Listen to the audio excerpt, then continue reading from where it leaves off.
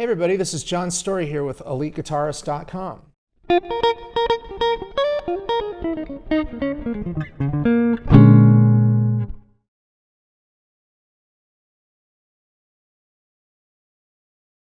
So today we're going to talk about Freddie Green and rhythm guitar playing and who Freddie Green was and why it's important to play rhythm guitar with 4 beats to a measure. So Freddie Green, his name comes up a lot when we're starting out learning jazz guitar. Oftentimes, one of the first situations you're going to be in as a jazz guitarist maybe is in your high school or college big band. And when you're in that situation, the guitar has a very specific role. It sounds a lot like this.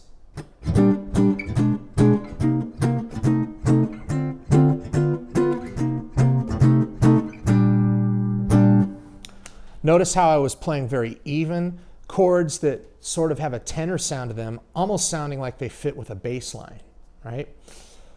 So when we're learning Freddie Green, we need to understand that Freddie was the guitarist in the Count Basie Orchestra for over 50 years. And when Freddie played in the Count Basie Orchestra, even though today I'm demonstrating this with my amplifier and my jazz guitar that has a magnetic pickup on it, Freddie played entirely acoustic with a whole big band behind him. So he had to have a big sound that projected. Although Freddie himself said about his own playing that it wasn't meant to be heard, it was meant to be felt. And he had a certain way of playing inside the beat that kind of helped push the beat along. A lot of drummers and bass players talked about playing with Freddie Green and how he really helped push the tempo. So when we're learning Freddie Green style guitar playing, we need to understand that we have to project our sound with whatever kind of instrument we're using, whether it be an electric or an acoustic guitar. And we have to understand that we're playing a part that is fitting within all these other guitar parts. So, with Freddie Green playing, we need to understand that Freddie Green, being the guitar player in this big band for 50 years, played with 4 beats to a measure, but that this part also fits within the sound of the rhythm section and kind of helps propel the beat along. So let's talk about what's going to happen in the right hand and in the left hand, okay, for all of us guitarists. The right hand has to have a very loose wrist, okay? It's almost like we're shaking water off of our hands. So let's try that a little bit. We're going to put our hand right in front of us, and we're going to kind of shake our hand as if we're getting water off of our hands, right? The wrist is really loose, and the fingers are going out a little bit. With the pick, it's like this, and my fingers are really loose, okay? My elbow is resting comfortably on this guitar. I've got wide shoulders, and this guitar fits pretty comfortably with me. For some people, playing an acoustic guitar, your elbow's way up here, right? So you have to find the place that's comfortable for you. And there's got to be some flexibility where you go forwards and backwards in the right hand, like this. So that's the right hand. Now on the left hand, what we're doing is we're using our good technique that we know with the thumb in the right part of the back of the neck, and our fingers nice and curved around towards the front. And we're reaching down to the bottom strings because when we're playing in this style, we're sort of avoiding these top strings. This is not a treble line, and it's not a guitar part, it's not a chord part that's going to be heard over the top of anything. It fits in the middle. It sounds like a bass part.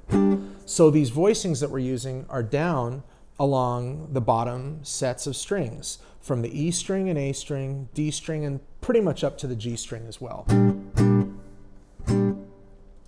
Another element with this in our left hand is that we're squeezing the chords when we play them. So we're literally putting down the chords every time we play the beat.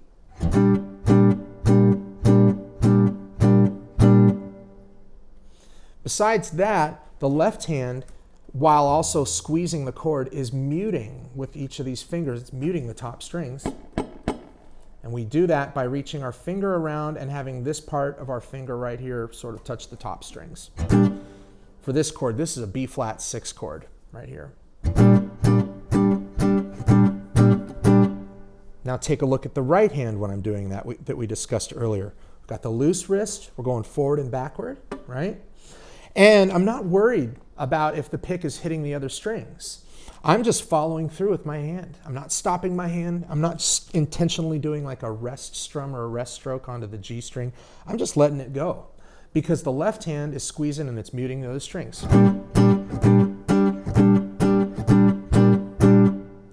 Right hand, forward, back,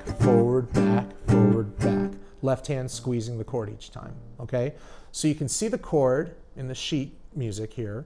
So let's play this together a couple times. Let's just do 4 beats, and then we're going to do 4 beats of rest. And for right now, I'm going to use my foot as a bit of a metronome on beats 2 and 4. It's going to sound like this. 1, 2, 3, 4, 1, 2, 3, 4, 1, 2, 3, 4, 1, 2, 3, 4. Let's try that again and go a little slower, okay? 1, 2, 3, 4. Forward, back, right hand.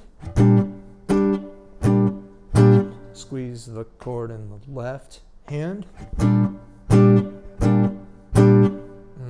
2, again, go.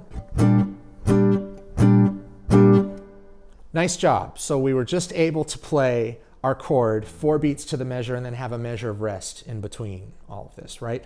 Did you notice how when we're playing it too, it's not like the chords are just sitting and it's just going chunk, chunk, chunk, chunk, right? There's actually a bounce to the chord. I almost envision a basketball, if any of you dribble basketballs before, right? The beat goes down and it comes right back up. A bounce, bounce, bounce, bounce.